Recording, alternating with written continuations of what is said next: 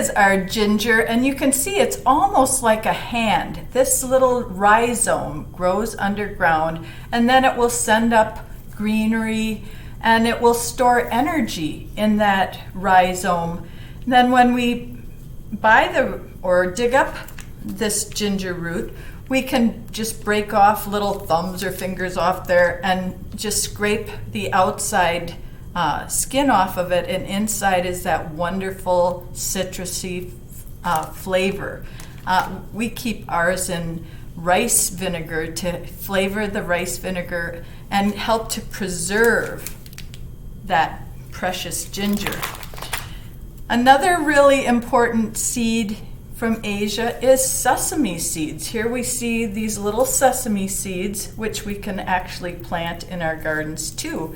And we eat sesame seeds on their own, toast them, make sesame seed paste, and it's used throughout Asia. But then we also use it to make sesame oil that adds so much flavor to the foods that we make. So these are just a few of the incredible gifts of Mother Earth that are used a lot in Asian cooking. It is so much fun to travel around the world and see all the different foods like garlic that we can, grow in our big backyard, and that is so healthy for our bodies and adds so much flavor. Actually, this time of year in the fall is when we plant garlic. We take these little cloves, which are little bulblets, and we plant them in the ground, and they will grow and grow and grow, and then we can harvest them next year. This is the time of year to plant garlic, and it's done all over the world.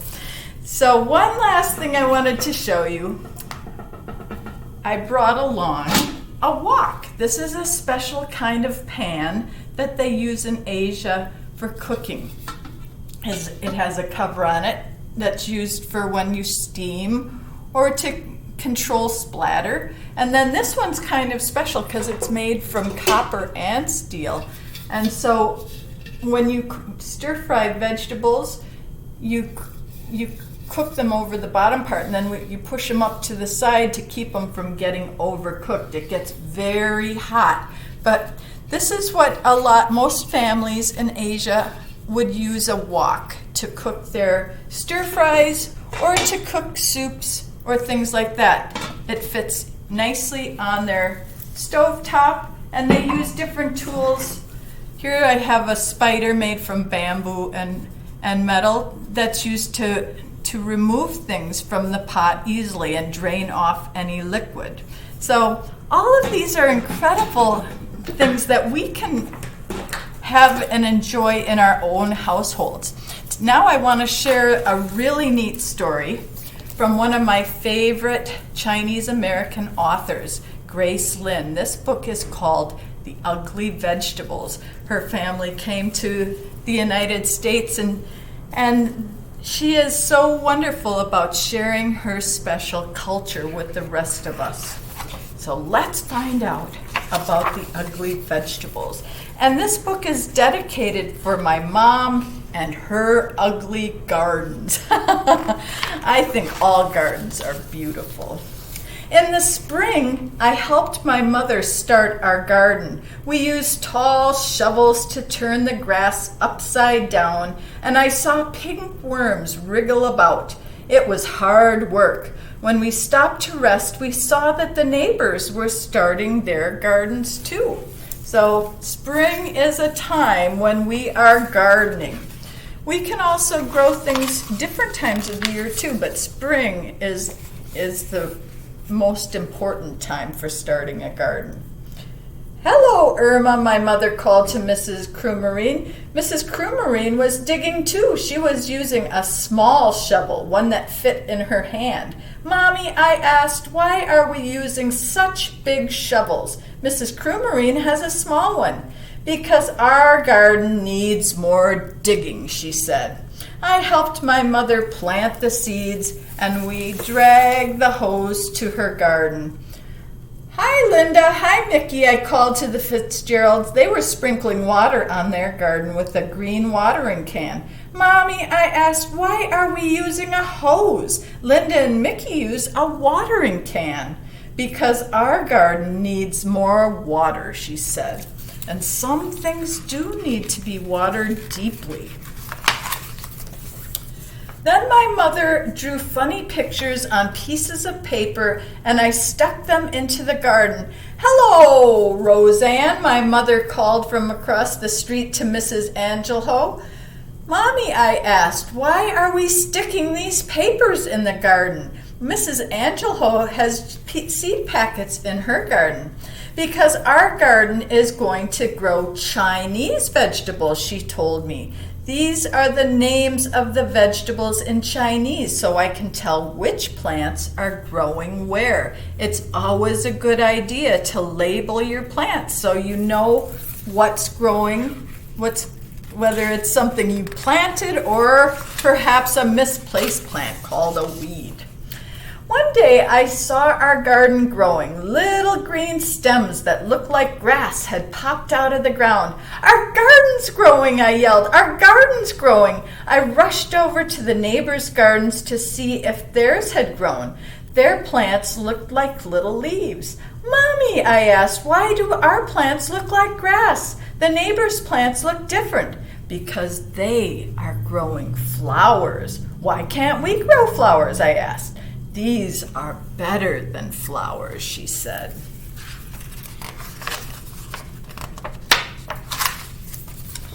Soon all the neighbors' gardens were blooming. Up and down the street grew rainbows of flowers. The wind always smelled sweet, and butterflies and bees flew everywhere. Everyone's garden was beautiful, except for ours. Oh boy. It does look very different, doesn't it?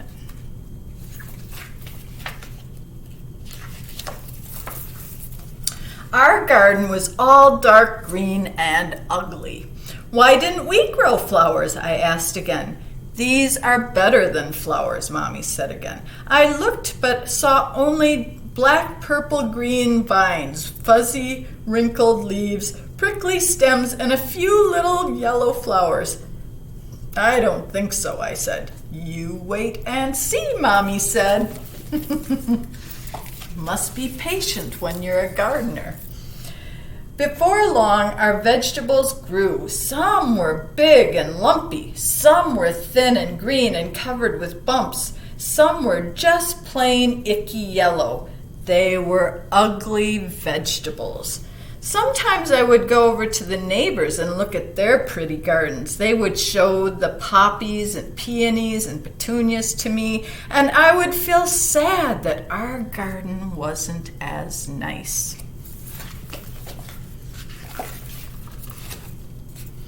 One day, my mother and I picked the vegetables from the garden. We filled a whole wheelbarrow full of them. We wheeled them to the kitchen. My mother watched them. She washed them and then used a big knife and started to chop them.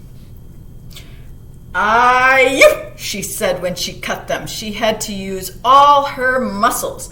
The vegetables were hard and tough. "This is Viao Hu Gua," Mommy said, handing me a lumpy curled vegetable. She pointed at the other vegetables. "This is Shan Sai. That's a Tong Hao."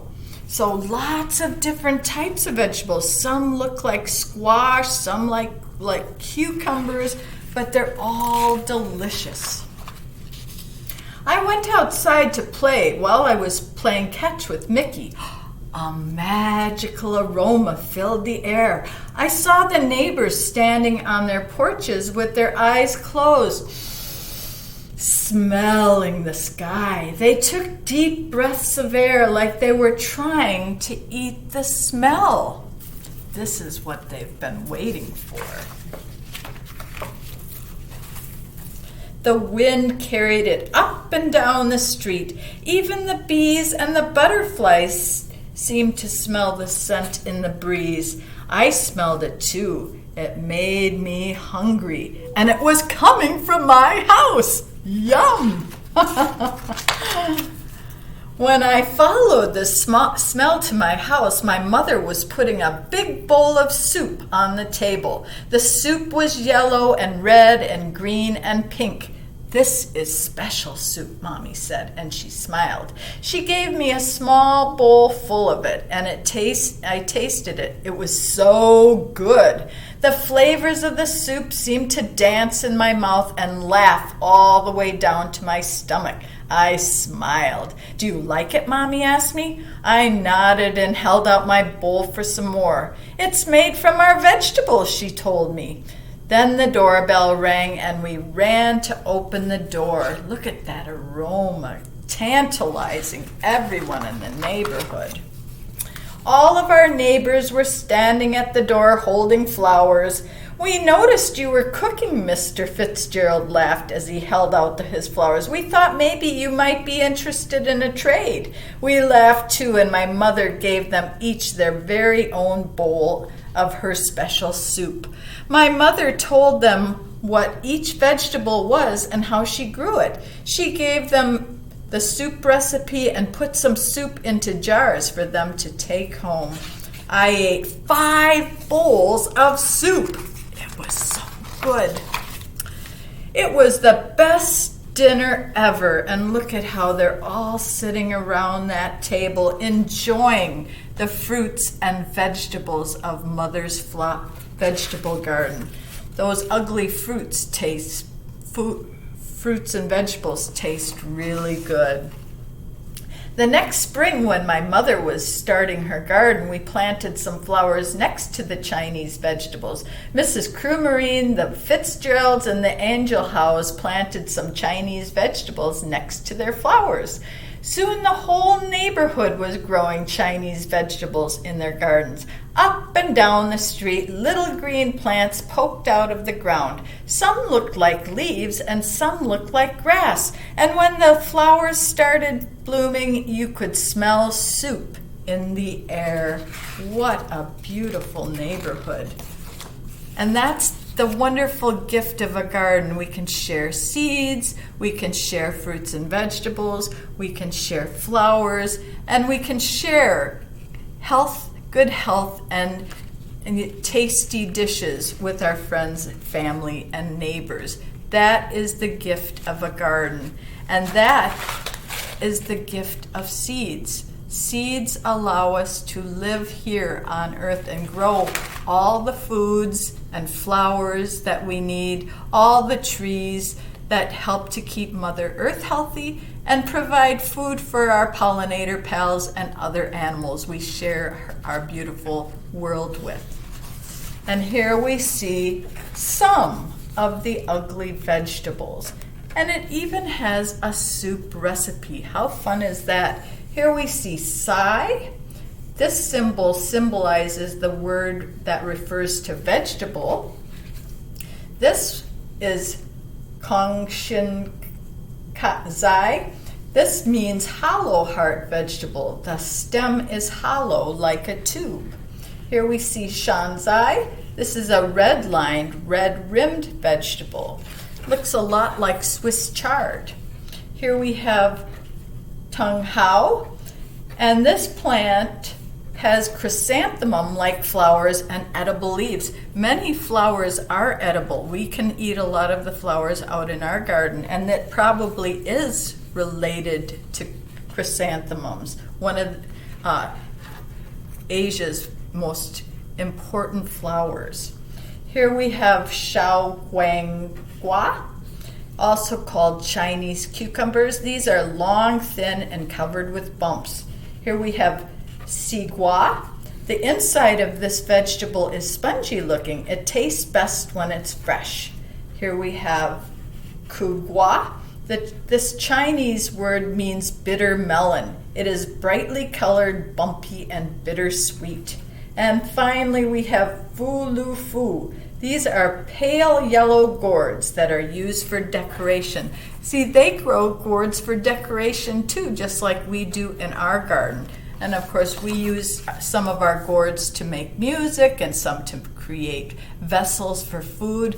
This is the wondrous gift of Mother Earth, all the seeds and fruits and vegetables and flowers and trees that make it possible for all of us to live on Mother Earth, and all the animals, and to be able to connect with our neighbors all around the world through the beautiful foods that we can grow and share with our neighbors to ensure good health for all. I hope you enjoyed this story, and I hope that you'll try cooking some soup or some kind of meal using vegetables and fruits from other parts of the world, or go visit a Chinese or Thai restaurant and really go exploring through the gift of food.